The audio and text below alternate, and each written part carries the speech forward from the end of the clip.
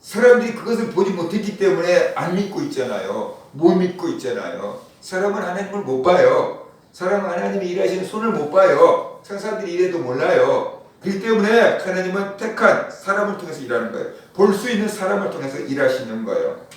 하나님의 택한 사람이 어떤 큰 일을 이루어 놓을 때 저 사람이 어떻게 저런 일을 했어? 할 때 아무리 봐도 저런 일을 할 수 있는 사람이 아닌 건데 저런 일을 해서 어떻게 저런 일을 했대?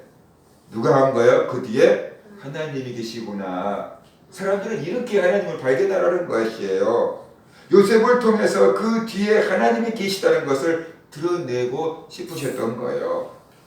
하나님의 사람은 요셉처럼 자기가 한 것이 아니고 하나님이 한 것입니다 라고 고백해야 돼요. 내가 한 것이 아니고 하나님이 나를 통해서 하신 겁니다 라고 이렇게 고백하기를 원하는 거예요. 그래서 그런 고백을 듣고 사람들이 하나님이 계시는구나, 그걸 깨닫게 되기를 하나님은 원하시는 거예요. 그래서 하나님은 자신이 직접 일하지 않고 천사들을 통해서 일하지 않고 하나님이 택한 사람을 통해서 일하시는 거예요. 믿음의 사람을 통해서 일하시는 거예요. 그래야지 그 뒤에 하나님이 계시다 라는 것을 알고 하나님이 지금도 저렇게 일하시네, 깨우쳐 주려고 하는 것입니다. 하나님께 선택받은 사람은 하나님의 주권을 인정해야 합니다. 하나님이 왜 나를 통해서 일하시는지를 알아야 합니다. 나를 통해서 하나님의 영광을 드러내려고 하시는 거예요.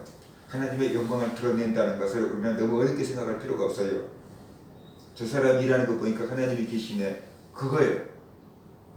저런 일을 하는 거 보니까 하나님이 분명 계시구나, 그거 하나님의 영광을 드러내는 거다. 그래서 우리가 알아야 됩니다. 나를 자랑하지 말아야 되고 하나님을 자랑해야 됩니다. 그래서 다른 사람들도 하나님을 알 수 있게끔 해야 됩니다. 그것이 하나님께 영광을 돌리는 것입니다. 이렇게 하나님의 주권을 인정하면서 살할 때 그는 교만할 수가 없습니다. 이렇게 우리가 하나님의 주권을 인정하며 살 때 하나님은 영광을 받으십니다. 그리고 그에게 더 큰 은혜를 베풀어 주십니다. 왜? 하나님의 영광을 더 드러내라고. 그래서 이런 사람들이 형통한 복을 받고 사는 것입니다. 차범근 감독이 국가대표로 할 때가 있었잖아요. 골을 넣을 때마다 기도하는 세리머니를 했잖아요. 근데 계속 이겼어요.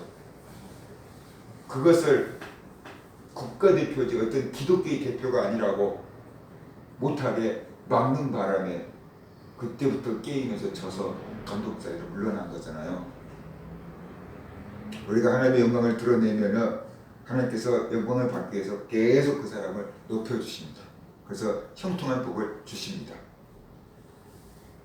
오늘 말씀 제목이 하나님의 주권을 인정할 때 형통한 복을 받습니다 라는 거예요.